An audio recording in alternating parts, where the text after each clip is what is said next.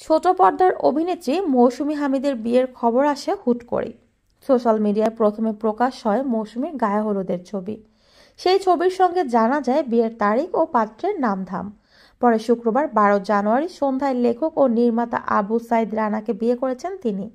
বিয়ে করেই হানিমুনে ছুটে গেলেন নতুন এই দম্পতি। বিয়ের দিন রাতেই কক্সবাজার গিয়েছেন তারা। এ তথ্য নিশ্চিত করেছেন অভিনেত্রী নিজেই। রোববার 14 জানুয়ারি নিজের ফেসবুকে বরের সঙ্গে হাস্যোজ্জ্বল ছবি প্রকাশ করে মৌসুমী লিখেছেন, এটা আমাদের অফিসিয়াল হানিমুন নয়, তবে একেও হানিমুন বলা যেতে পারে। দেখে মনে হচ্ছে সাগর পাড়ে তারা দাঁড়িয়ে রয়েছেন, কিন্তু কোথায় গিয়েছেন তা স্পষ্ট করেননি অভিনেত্রী। তবে তার ক্যাপশন অনুযায়ী একে আনঅফিসিয়াল হানিমুন বলা যায়। এ প্রসঙ্গে মৌসুমী হামিদ বলেন, বিয়ের দিন রাতেই আমরা কক্সবাজারে চলে আসি, যদিও এটা আনঅফিসিয়াল হানিমুন। অফিসিয়ালভাবে পাহাড়ে হানিমুনে যাওয়ার ইচ্ছে আছে, যদিও তারিখ ঠিক করতে পারিনি কবে নাগাদ যাব, তবে শিগগিরই পরিকল্পনা করে যাব। কক্সবাজার থেকে ফিরেই 16 তারিখ শুটিংয়ে অংশ নেব।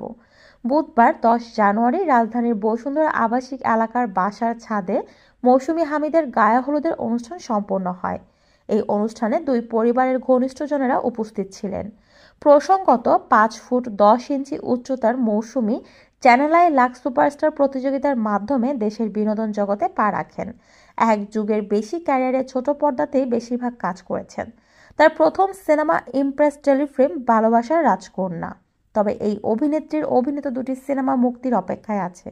সিনেমা দুটি হচ্ছে সোহেল রানা বয়াতি পরিচালিত নয়া মানুষ ও হাবিবুল ইসলাম হাবিব পরিচালিত যাপিত জীবন।